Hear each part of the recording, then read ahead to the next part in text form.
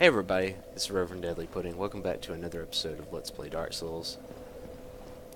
So, last time, we were trying to kill Ornstein the Smo, but I've decided that this time, I'm going to actually do something a little bit different instead of continually taking them.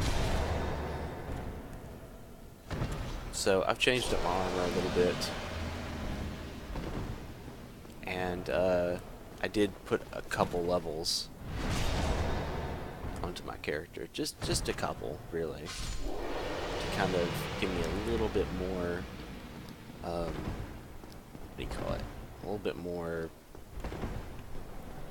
what's the, equip load? Yeah, that's what I'm thinking. Duh. I don't know what my brain was thinking. So, anyway, yeah, we're going to go to an optional area. I'm going to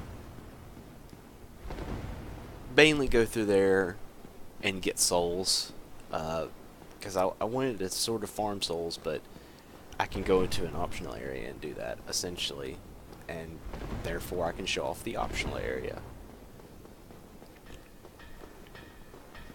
And what I'm going to do with those souls is I'm going to actually upgrade a weapon, a different type of weapon, and make a boss weapon. I wanted to show off making a boss weapon anyway, and this is one that's actually pretty good for new players.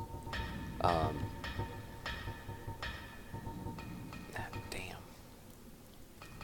Oh well, I can figure something out. Sorry, I was just checking to see if I had the weapon type that I needed. But yeah, this is the weapon. The weapon I'm going to make is a particularly good weapon for new players. If it's like your first time through, when you get here to Anor Londo, it's a pretty good weapon. Decent weapon, I would say.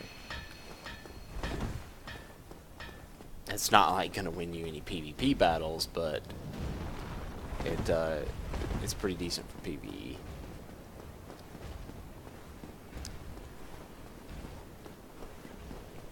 And I can also show off something I didn't actually show off before with the bridge. So, originally the bridge was up there, and we had to rotate it down here. But, wrong button. But, we can actually rotate it down further.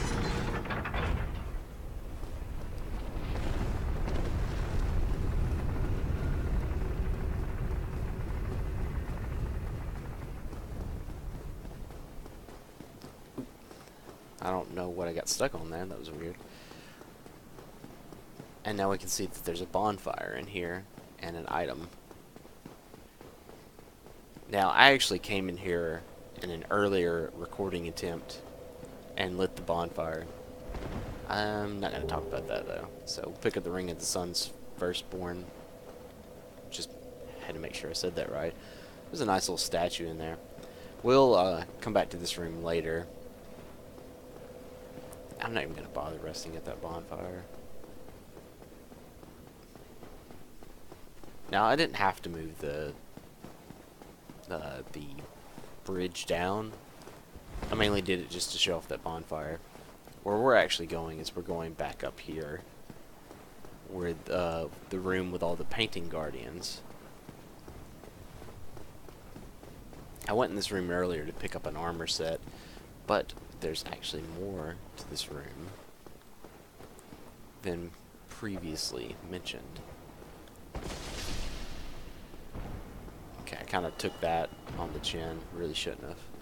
Oh, and he dropped a humanity for us. That's nice of him. We'll need that in a little bit.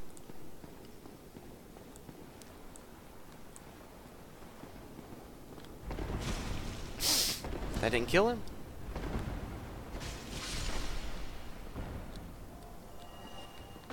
Huh. That's weird. I really thought that would have killed him. Oh, I don't have my bow on. I don't quite have enough weight to put the bow on, which is a shame. I could go down slightly on the pants. Let me see. What is the big thing that this gives me? It gives me some magic defense. I don't really need magic defense, so I can go down to something like the heavy boots, maybe the wanderer boots. It's actually a little better. Hard leather boots, way more, and wow, wow.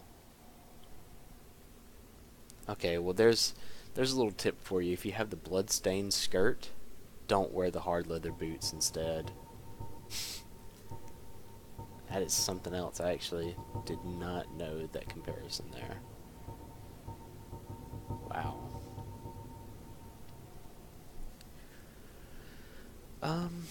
Actually, I think I'm probably going to put this on. Because that has a pretty decently smaller weight.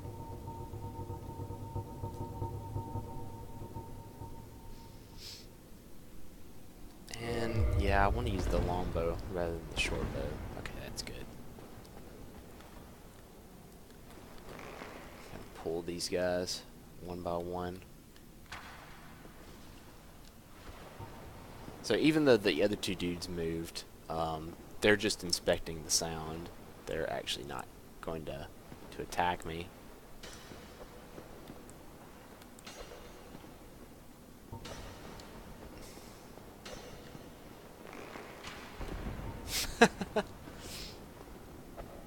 Oh, come on.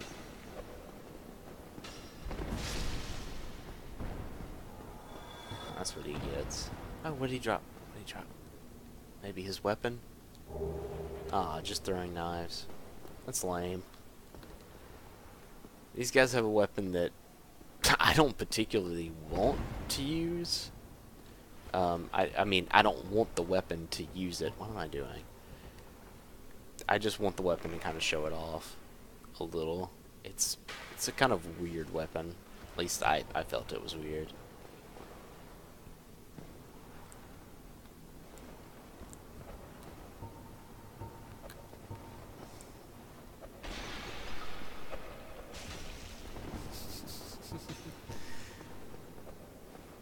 Is he really just gonna still throw some throwing knives at me?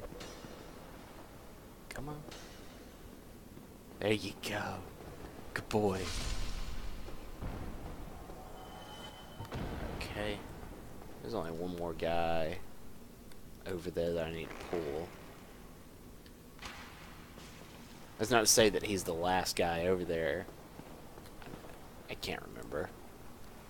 Doesn't really matter though. Because that guy go down in one hit anyway at this point. Oh, no, just more throwing knives. Okay, yeah, that's the guy I wanted to pull anyway. Okay. Oh. You pest.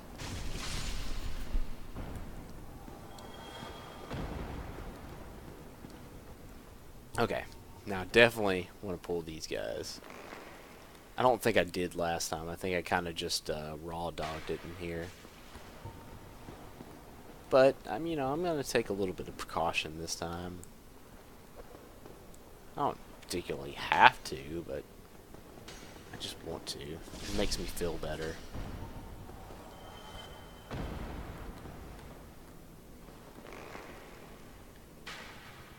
I could put on my gold covetous serpent ring and try to get some drops from them that way, but I think I'm fine without. Oh, he sent that dude flying. Oh, that was a lot of throwing knives. Got a decent stack of those. Let me put that up, by the way.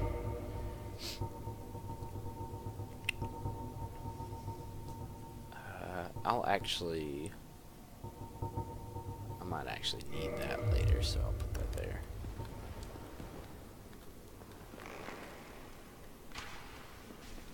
Well,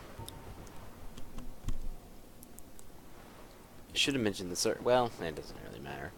part of what I'm going to do today is I'm going to talk a little bit about PvP as well while we're going through the optional area.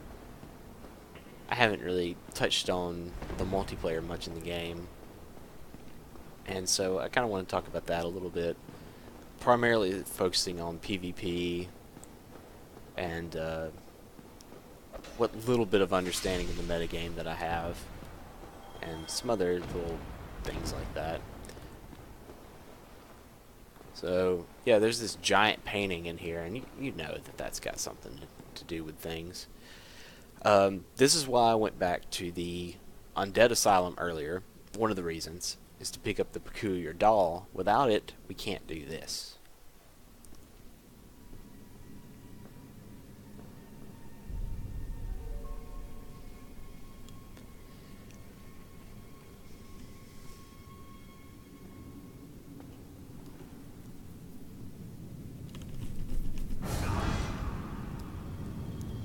You know, I'm just noticing those Elite Knight gauntlets are pretty good with the hard leather armor.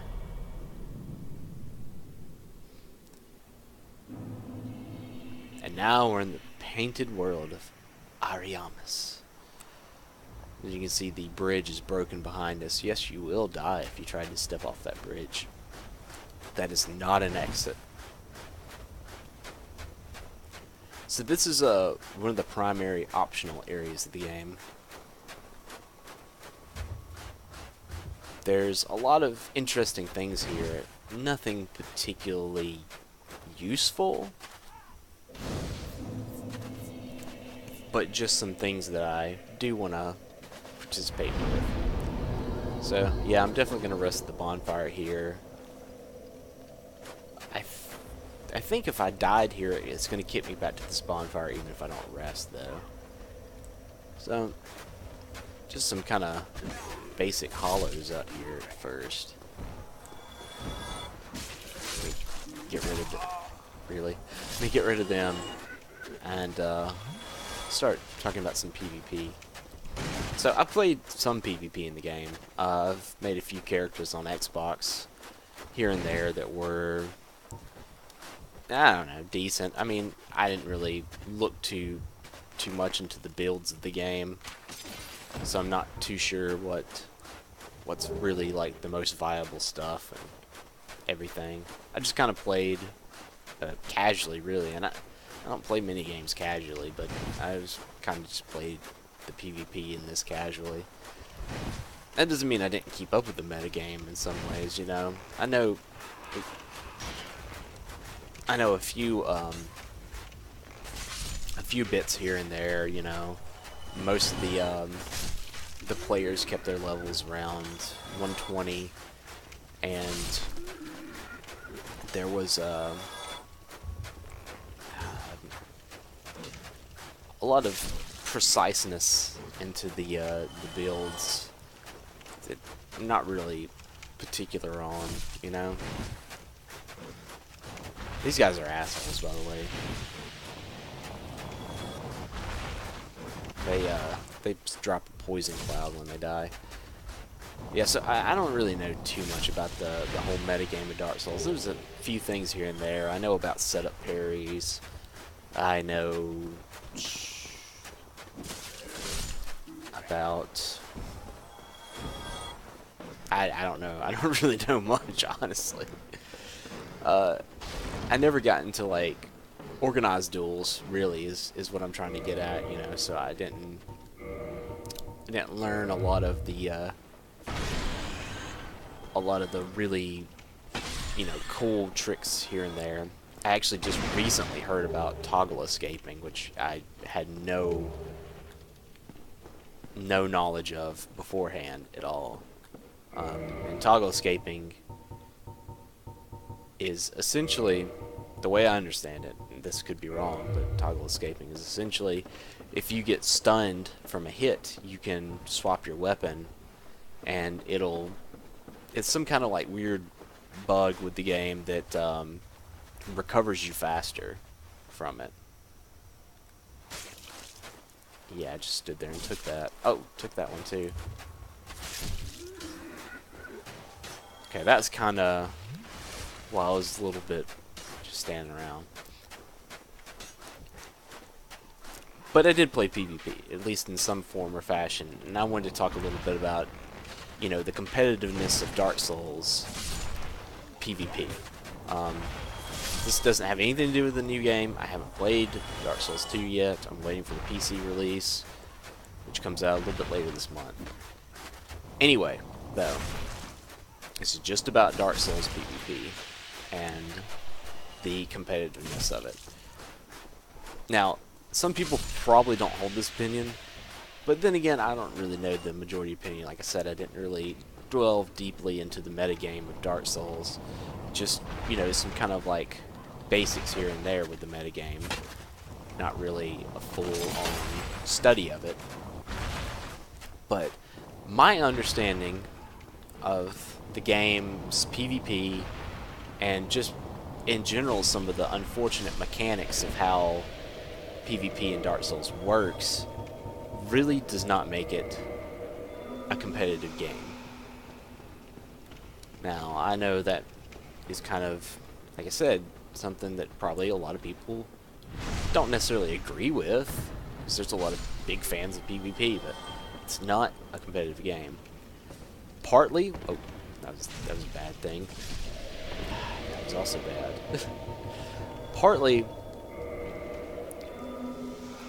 it's easy to see that it's not competitive by way of just how multiplayer works in the game. It's too random to, I mean, you can set up duels with people that you know. It's still, there's still a lot of a random element there, which is going to cause some frustration in trying to fight who you want to fight. Now, that's not going to just completely break the game's PvP. It's going to be a, not PvP, but any type of competitive action in the game. It's not going to completely break it, because you can still, you know, set up organized, you know, events and matches with people. But it's just harder. It's, you know, it's not going to always go your way.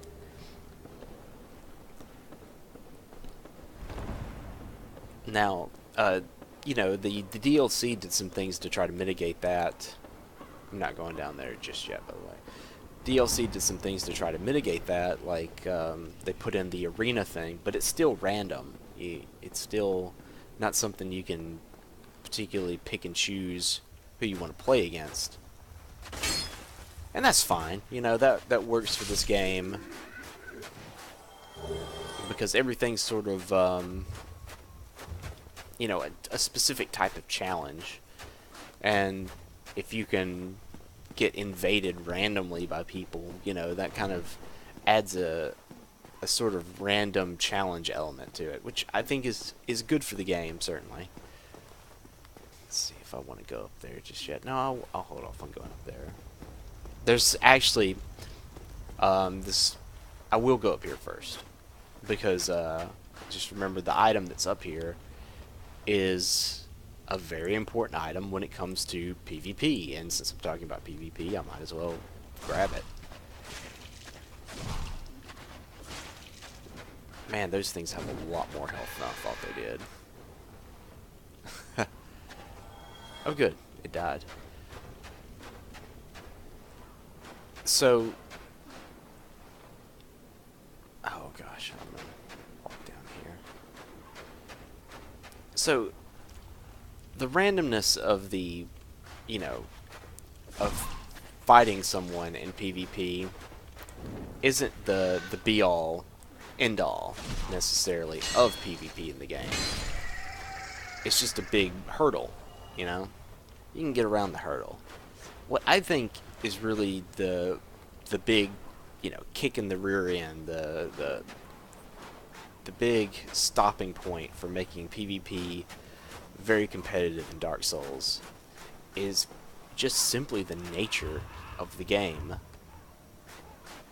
This is an RPG game. You know, yeah, there's a certain you know, strategic and competitive element to like making a build. It's like a card game, you know. You build your own deck and everything, and that's sort of what the PvP is playing off of in this.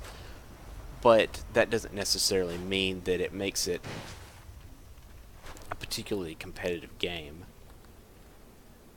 Now, that all being said, oh God, please fall.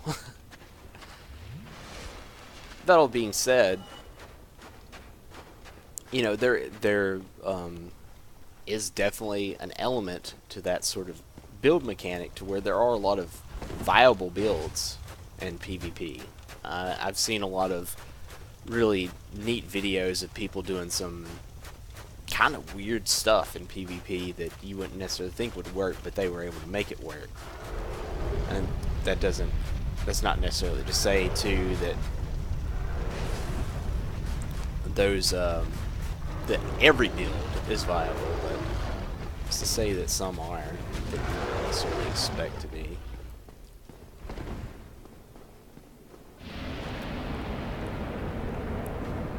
Now,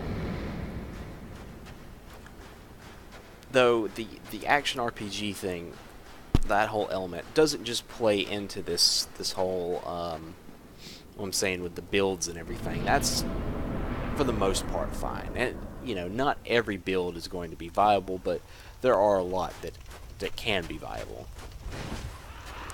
What's really, I think, the sticking point is just very simply the magic and the just weapon unbalance. I mean, magic used to be kind of okay. It wasn't necessarily a completely viable thing, I think, for a while. But I think the dart magic really changed the viability of magic, kind of in a bad way. Haven't had much experience using it or fighting against it, but what I've seen in, you know, videos and heard a few YouTube uploaders talk about, it doesn't sound like it was very good, but it also doesn't sound like it was completely broken, just a little bit more broken than it should have been. Now, the other thing is that even though, like, there's a lot of build viability, it's because your stats are, for the most part, you know, going to work kind of across the board. What's not completely viable is going to be your weaponry. You know, there's definitely going to be weapons that just are not going to be viable for PvP whatsoever. And that's a shame, you know? Because there are some weapons that are pretty good for the PvE, but just aren't going to work in the PvP. The one weapon I'm been talking about that I'm going to actually make for here soon, hopefully, is it's a Quelaag's Fury Sword, and it's a pretty it's not infamous or anything, but it's a well-known PvE weapon that people will make for playthroughs of the game because it does a pretty good amount of damage and is a particularly fast weapon, and it works pretty well against most enemies. Let me think what I'm going to do next. I'm actually going to go over here next. And that weapon, though, it just sucks in PvP. Big reason it sucks is because the damage is kind of pathetic on it. It's not a particularly high damaging weapon. Now, it works, for some reason or another, works pretty good in PvE, like I said, because it's fast, and you can stack damage really easily on, you know, the enemies in PvE, which are predictable and have patterns. You know, when you're playing against somebody who's not predictable, and you're just going to be able to get, like, little pokes in here and there, then a weapon like the Fury Sword ends up not being as viable as you'd like, especially because poise is another another thing I'm about to talk about in PvP that's just kind of like, you know, again, it doesn't break it, it just kind of hurts the competitiveness of it. And poise is so important in PvP because the main thing is you want to be able to take a hit and be okay after it. I mean, there is some viability to no poise at all, because of that the bug that I mentioned earlier that I just recently heard about. Like I said, I don't keep up too much with the metagame, but because of that, you know, it kind of makes the low poise builds or no poise builds a little bit more viable because they have ways to combat, you know, stun locking mechanics. But still, at the end of the day, poise is hugely important in PvP. And there's certain, you know, breakpoints in poise, which is going to allow you to take certain hits with certain weapons. Let me sit down here and reverse hollow. I've got to get an NPC invader.